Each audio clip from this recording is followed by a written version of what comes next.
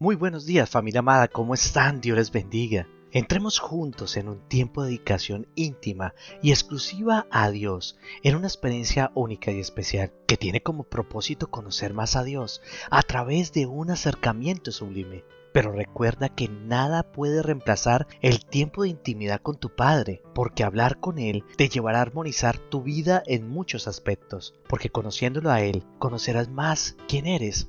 Hechos 2 del 41 al 47 nos dice: Así que los que recibieron su palabra fueron bautizados, y se añadieron aquel día como 3,000 personas, y perseveraban en la doctrina de los apóstoles, en la comunión unos con otros, en el partimiento del pan y en las oraciones.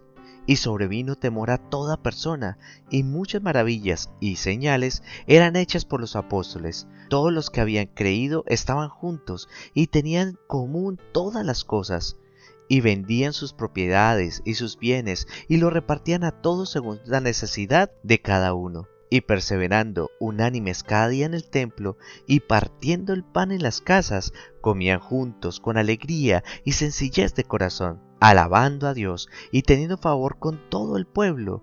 Y el Señor añadía cada día a la iglesia los que habían de ser salvos. En el hermoso manual de vida hay varios que son llamados libros históricos. Por ejemplo, en el Antiguo Testamento los libros históricos van desde el libro de Josué hasta el libro de Esther. Es decir, que en total son 12 libros históricos en el Antiguo Testamento, pero en el Nuevo Testamento hay solamente un libro histórico, y ese libro es el de los Hechos de los Apóstoles, escrito por Lucas, el médico amado. Es decir, que en el libro de los Hechos se nos narra historias de la Biblia fundada por nuestro Señor Jesucristo y continuada por los apóstoles. Nos cuenta la historia de la iglesia primitiva o la iglesia naciente, y definitivamente esa iglesia tiene mucho que enseñarnos a todos nosotros que formamos hoy en día la iglesia moderna.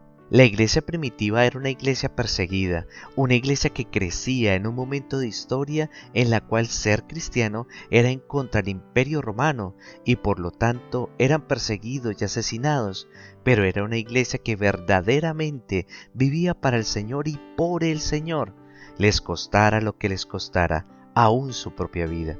Lastimosamente la iglesia del siglo XXI ha crecido, se ha expandido, se ha vuelto poderosa en la sociedad, se ha enriquecido económicamente, pero en muchos casos se ha perdido el amor, la sensibilidad, la espiritualidad que en la iglesia de los primeros creyentes se tenía. Es por eso que por medio del manual de vida de la hermosa palabra de Dios vamos a reflexionar sobre características de la iglesia de los primeros cristianos, de los primeros creyentes, y la vamos a comparar con la iglesia moderna y nos daremos cuenta lo mucho que la historia de la iglesia tiene que enseñarnos a nosotros los creyentes modernos. Veamos cuáles eran las características de la iglesia primitiva. Primero, era una iglesia que estudiaba la palabra, tal y como lo decía el versículo 42. Y perseveraban en la doctrina de los apóstoles, en la comunión unos con otros. El texto nos dice que los primeros creyentes perseveraban en la doctrina de los apóstoles, es decir, que estudiaban la palabra. Esa la doctrina de los apóstoles son las enseñanzas de nuestro Señor Jesucristo que están escritas en su palabra. Verdaderamente es muy importante el perseverar en la sana doctrina, ser enseñados en la doctrina del Señor, porque un creyente que conoce la sana doctrina es un creyente que no es presa fácil de las falsas doctrinas y de las falsas sectas. Pues tenemos que saber que hay falsas enseñanzas y que hay falsos maestros que son usados por el enemigo, por Satanás, para apartarnos de la verdad, tal y como dice 2 de Pedro 2, del 1 al 2. Pero hubo también falsos profetas entre el pueblo, como habrá entre vosotros falsos maestros, que introduzcan encubiertamente herejías destructoras, y aún negarán al Señor que los rescató, atrayendo sobre sí mismo destrucción repentina. Y muchos seguirán sus disoluciones, por causa de las cuales el camino de la verdad será blasfemado. Tenemos que saber que una iglesia que no aprende sana doctrina es una iglesia que será fácilmente llevada cautiva por todo viento de doctrina, de toda herejía, de todo falso profeta, tal y como lo dice Isaías 5:13. Por tanto, mi pueblo fue llevado cautivo, porque no tuvo conocimiento, y su gloria pereció de hambre, y su multitud se secó de sed. Lastimosamente, muchos creyentes de hoy en día se encantan con que nos prediquen de prosperidad, de cómo tener libertad financiera, de cómo ser felices en el matrimonio, y así de muchos más. Pero no nos gustan los estudios bíblicos, no les gustan los temas doctrinales, no les gusta que se predique sobre la base bíblica de lo que creemos porque consideramos aburridos, y mucho menos temas que confronten nuestra realidad y nos confronten a nosotros mismos con lo que estamos haciendo. Pero el Señor nos llama a cada uno de nosotros a ser firmes en la doctrina, Efesios 4:14, para que ya no seamos niños fluctuantes, llevados por doquiera de todo viento de doctrina, por estratagema que para engañar emplean con astucia las artimañas del error. La firmeza solamente viene por medio del conocimiento y el estudio de la palabra de Dios.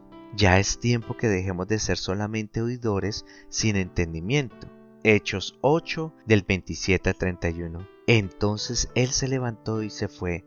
Y sucedió que un etíope, Eunuco, funcionario de Candace, reina de los etíopes, el cual estaba sobre todos sus tesoros y había venido a Jerusalén para adorar, volvía sentado en su carro y leyendo al profeta Isaías. Y el Espíritu dijo a Felipe: acércate y júntate a ese carro. Acudiendo Felipe oyó que leía al profeta Isaías y le dijo: ¿pero entiendes lo que lees? Y él dijo: ¿y cómo podré si no hay alguno que me enseñe? Y rogó a Felipe que subiese y se sentase con él.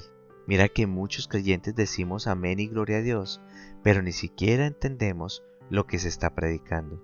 Por eso es tan importante la escritura en nuestras vidas, no solo para formar un léxico doctrinal, no solo para formar un conocimiento, sino para estar firmes en nuestra fe, para saber cómo defender nuestro evangelio y a la vez cómo actuar, cómo pensar en medio de cada situación que pasa en nuestras vidas. Por eso la iglesia se mantenía hasta el final, inclusive exponían su vida porque amaban el evangelio y conocían las promesas que venían sobre ellos y sobre sus familias. Todas las circunstancias que pasaban, toda su forma de defenderse era basado en la escritura. Por eso es tan importante que volvamos a esa senda antigua, a la senda donde leamos la palabra y donde la comprendamos y la guardamos en nuestro corazón, pero que no solo se quede ahí, sino que la expongamos a los demás, la enseñemos, porque enseñando es que vamos a aprender, porque dando es que recibimos. Mañana continuaremos con este hermoso estudio, pero ahora te invito a que juntos oremos basado en lo que hemos escuchado y me permitas orar por tus necesidades. Amado Padre, yo te quiero agradecer porque sé que nos vamos a convertir en esa iglesia moderna, pero con las bases primitivas. Vamos a poder de verdad poder hacer lo que tú nos enseñaste por medio de Hechos 2. Qué hermoso como vivían, compartían, todo estaba bien porque estaban unidos, conformados en el amor y en la unidad del Espíritu. Yo te pido, Señor, que cada día toque nuestros corazones para unirnos, que cada día podamos seguir tus pasos y llevemos ese ejemplo para que muchos se unan y muchos conozcan lo que es verdaderamente ser iglesia. Hoy te pido, Señor, que cada día pongas ese querer como el hacer y que quites de nosotros toda pereza o toda situación o todo afán o toda ave que nos quiera robar ese tiempo de poder compartirlo para leer tu palabra, para estudiar en ella, para meditar en ella, para escudriñarla, para sacar ese tesoro que va a afianzar nuestra vida y la vida de nuestra familia, para poder disfrutar de tus bendiciones, de tus acciones y de tu paternidad y de tu amor. Hoy te pido, Señor, por la vida de este tu hijo, de tu hija, que por favor le llenes de tu palabra, le llenes de tu mover, le llenes de tu unción y que por favor nos evites ir cautivos otra vez en esclavitud por ignorar tu palabra, por ignorar lo que tú nos dices diariamente. Hoy ponemos en tus manos nuestras vidas y gracias, Señor, por lo que haces y harás en ella y a través de ella. En el maravilloso nombre de Cristo Jesús. Amén y amén. Ahora llega el momento más crucial para este tiempo. Ve y habla con tu Padre y dile cómo estás, cómo te sientes. Pon toda tu esperanza en Él y recuerda que si Él lo dijo y tú lo crees, Dios lo hará.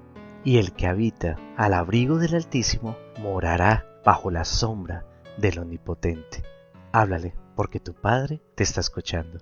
Que tengas un hermoso y bendecido día.